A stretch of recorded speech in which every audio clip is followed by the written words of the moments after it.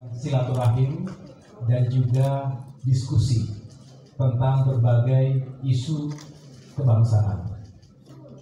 Kami tentunya bersepakat bahwa menjalin silaturahim itu tanpa batas waktu, dan secara retrospektif bersamaan dan kedekatan Bapak Surya Paloh ini juga berawal saat berjuang bersama dengan ayahanda Bapak Susilo Bambang Yudhoyono, Ketua Majelis Tinggi Partai Demokrat sejak tahun 2004 yang lalu. Dan tentu sebagai sahabat dan juga sebagai negarawan, beliau berdua ingin terus meyakinkan bahwa regenerasi terjadi dengan baik dan tentunya semua bertanggung jawab untuk menyiapkan masa depan Indonesia yang lebih baik. Amin. Oleh karena itu, kami tentu bersepakat dan semakin mengintensifkan komunikasi baik secara bilateral antara Partai Nasdem dan Partai Demokrat, namun juga dengan sahabat kami PKS, dan tentunya selalu membuka untuk terus berkomunikasi dan bersahabat dengan partai-partai politik lainnya. Semangatnya adalah mari kita lakukan perubahan dan perbaikan, change for a better Indonesia, perubahan tentu untuk Indonesia yang semakin baik ke depan, change for a better future of Indonesia, untuk masa depan Indonesia yang lebih baik. Kami juga senantiasa mengapresiasi ketika Nasdem juga selalu menggelorakan semangat restorasi yang sebenarnya memiliki 4 elemen utama. Mohon maaf kalau salah Pak Surya Paloh. Kami membaca juga mengikuti bahwa yang pertama maknanya adalah memperbaiki, mengembalikan, memulihkan, dan mencerahkan. Pak Surya Paloh dan teman-teman Nasdem juga memiliki semangat yang sama dengan Partai Demokrat untuk perubahan dan perbaikan ke depan. Yang jelas, apa yang menjadi kekuatan dalam semangat ini adalah bukan hanya sekedar mengubah sesuatu yang tidak diperlukan, bukan hanya sekedar berbeda, tetapi kita juga tentu mengapresiasi karena sejatinya Republik ini berdiri tegak, eksis sampai dengan hari ini, dan insya Allah seterusnya sampai kapanpun, karena adanya apresiasi dan penghormatan kepada para pemimpin, kepada para senior dan pemerintahan sejak kemerdekaan yang dipimpin oleh Presiden Soekarno, lalu Presiden Soeharto, Presiden Habibie, Presiden Abdurrahman Wahid, Presiden Megawati Soekarno Putri, Presiden Susilo Bambang Yudhoyono, dan hingga kini Presiden Joko Widodo. Kalau ada yang baik, segala capaian tentu semangatnya adalah kita lestarikan dan kita lanjutkan. Tetapi kita juga harus jujur sebagai bangsa. Bukankah kita sendiri yang harus selalu tumbuh dan memperbaiki dan menyempurnakan segala ikhtiar kita sebagai sebuah bangsa yang besar? Oleh karena itu, sejumlah isu, terutama terkait dengan ekonomi dan kesejahteraan rakyat, keadilan dan penegakan hukum, serta demokrasi dan kebebasan berpendapat, seyogianya harus menjadi perhatian kita seiring dengan upaya kita terus meningkatkan pembangunan sumber daya manusia Indonesia yang lebih maju lagi.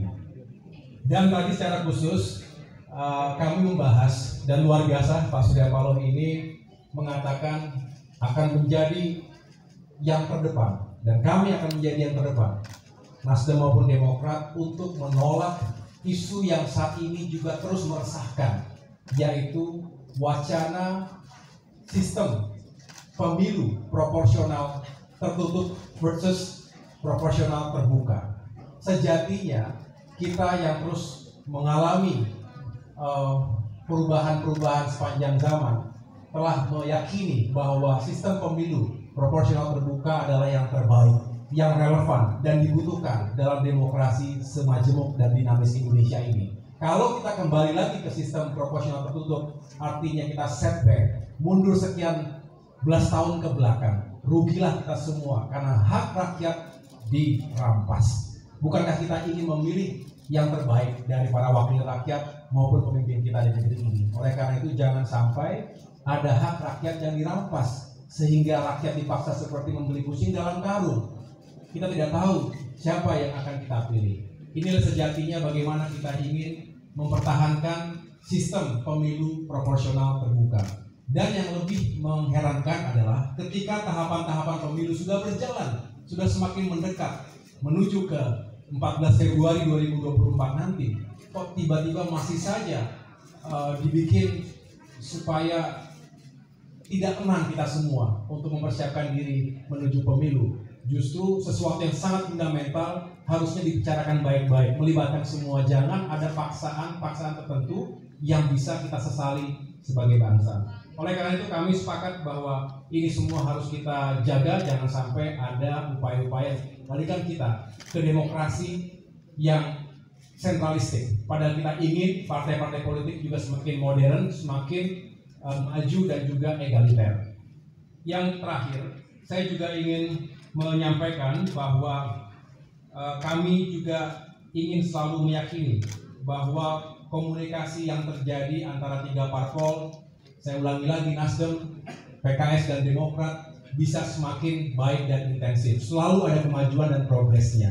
Saya juga sering ditanya melalui sejumlah juru bicara, termasuk juga Kepala Bapomsa, banyak teman-teman media yang bertanya, Demokrat bagaimana?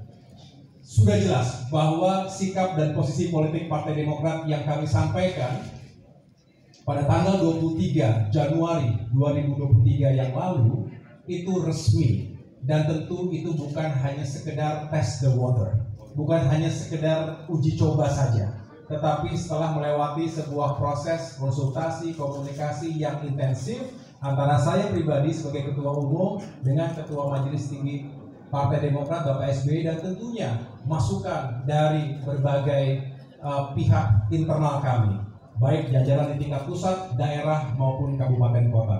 Kami sepakat bahwa untuk mengusung perubahan dan perbaikan, kita juga harus bisa memberikan ruang kepada Saudara Anies Baswedan untuk bisa menjadi calon presiden atau bakal calon presiden yang juga diyakini bisa membawa atau merepresentasi gerakan perubahan tadi. Tentunya kita terus berikhtiar. Justru pertanyaan sesungguhnya adalah apa yang dilakukan kami saat ini pada tahapan memfinalisasi, meyakinkan bahwa ketiga partai politik memang benar-benar bisa duduk bersama dalam sebuah visi besar, dan tentunya kita semakin intensif berkomunikasi, membangun chemistry dengan Saudara Anies Baswedan, karena sejatinya kesepakatan dan juga kesamaan cara pandang tadi Pak Surya Paloh mengingatkan, bukan hanya ukuran rasional tetapi juga secara emosional, secara spiritual, dan itulah yang ingin kami terus bangun, sehingga mudah-mudahan apa yang kami sampaikan ini juga bisa menjawab apa yang selama ini ditanyakan oleh para media ataupun teman-teman wartawan sekalian. Yang jelas kami ingin kapal koalisi ini bisa berlayar, dan mudah-mudahan bukan hanya karena berlayar tapi juga bisa memenangkan suara, hati, dan pikiran masyarakat kita untuk perubahan menuju Indonesia yang baik. Demikian yang dapat saya sampaikan.